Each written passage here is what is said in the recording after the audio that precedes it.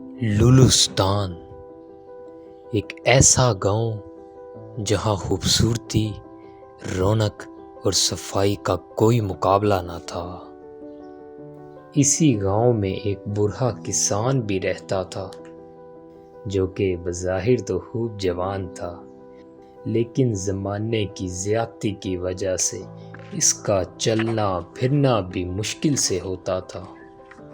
किसान की इस मजबूती की वजह इसके 3 जवान बेटे थे। सबसे छोटा बेटा घर का लाडला था।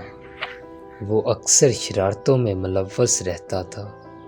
बाप इसकी शरारतों से कभी तंग आ जाता, मगर सबसे ज़्यादा प्यार भी इसी को करता था।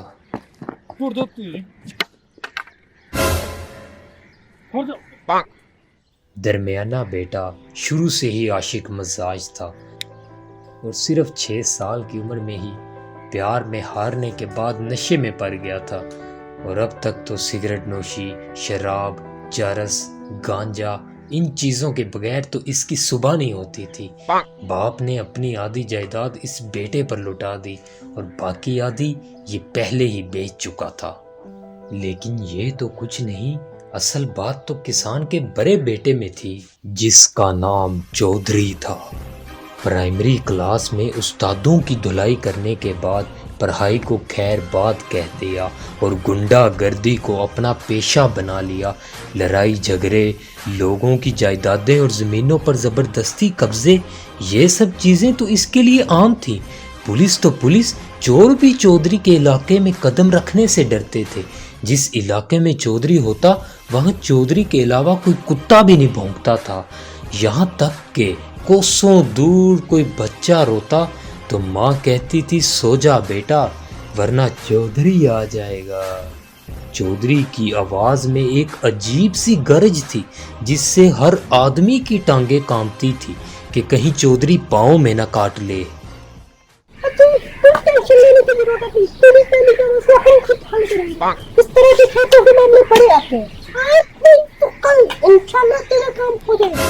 तू अब घर जा, आराम से बैठ और सुबह मेरे पास आ। अच्छा अदालत चलेंगे और तुम्हारी जो जमीन है वो छुड़वा लाएंगे। तेरा भाई तेरे साथ है, टेंशन नहीं लेनी। घर जा, प्यार से बैठ। पूरे गांव में हर शख्स चौधरी से डरता और इसके सामने अपना सर झुकाता था, मगर छोटे भाई ने चौधरी की भी नाक में दम कर रखा था।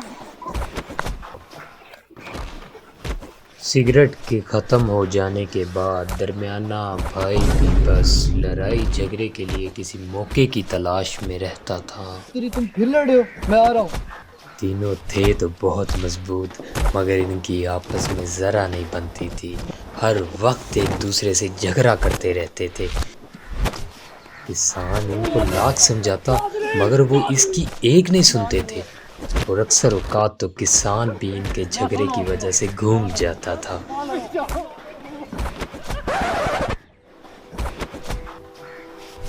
अपने ही बाप को फुटबॉल की तरह उछालकर बेटे दोबारा झगड़ा करने लगे, मगर किसान ने भी अपने बेटों को इत्तेहाद का सबक सिखाने का फैसला कर लिया था। चौधरी साहब की जूती खाने के बाद बाप को एहसास हुआ कि चौधरी का साइज तो बहुत छोटा है, मगर जूता काफी भारी भरकम है। वक्त गुजरने के साथ साथ किसान की तबीयत भी कुछ ठीक नहीं रहती थी और अब वो बिस्तर का होकर रह गया था। आखिरकार अपने आखिरी वक्त में इसने एक फैसला किया। रामू, रामू,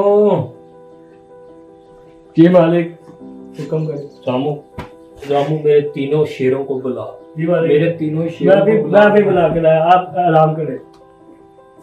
एक तरफ किसान दिन ब दिन अपने जीने की उम्मीद खो रहा था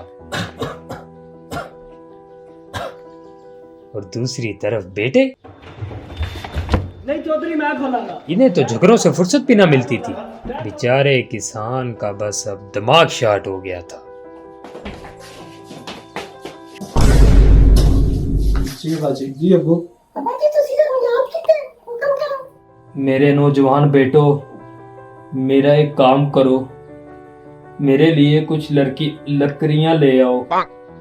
जा तू लेके आ। नहीं मैं नहीं जाता, तू लेके आ। जाओ तू लेके आ। तुम दोनों लेके आओ। या मैं नहीं जा रहा। मैं नहीं जा मैं नहीं जा तुम रहा। दोनों जाओ। मैं नहीं जा रहा। मैं नहीं जा अबे तीनों ही ले आओ। तीनों बेटे बड़े एहतराम के साथ लकड़ियां इकट्ठी करने के लिए रवाना हो गए। चौधरी साहब मजबूत लकड़ियों पर टूट पड़े।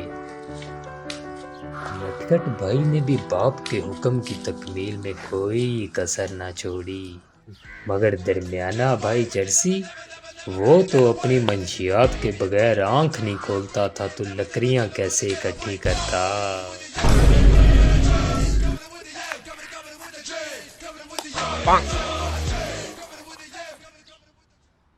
जब वो लकड़ियां ले आए तो बाप ने नया हुक्म जारी कर दिया। मेरे बेटो, अब एक एक लकड़ी लो और इसे तोड़ के दिखाओ। इन्होंने एक एक लकड़ी ली और इसे ऐसे तोड़ा जैसे नसीम शाह ने उर्वशी का दिल।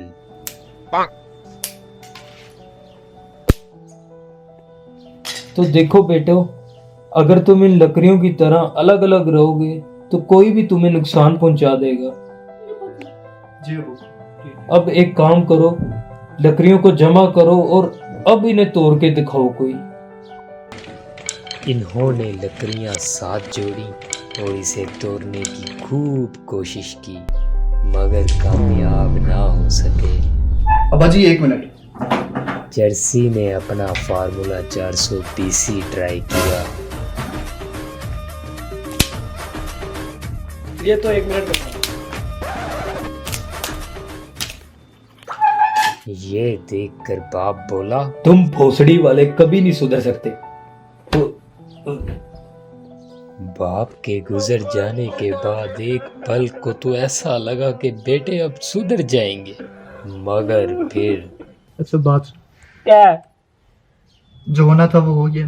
अब अब्बे की ना जायदाद है हमारी। ओए तू क्या बात कर रहा है? कौन सी जायदादी? 2 किले बड़े बेदी जब तू बिगाड़ बच्चा सपी के, ओए क्या जर्सी, उसका ना क्या जर्सी, मुझे? पागल इंसान। और 2 किले बड़े बेदी अब्बा की अपनी बीमारी पे कोई नहीं है। और इस तरह ये तीनों के तीनों भाई आपस में लड़ते रहे। और अगर आप इन तीनों को लड़ाई झगड़ों से रोकना चाहते हैं तो मेरे चैनल को सब्सक्राइब करें। अरे रुकें, नतीजा तो रह गया, अंजाम सुनते जाएं। कुत्ते की दुम अगर 100 साल बाद निकालोगे तो वो सीधी नहीं, गल सड़ जाएगी। शुक्रिया।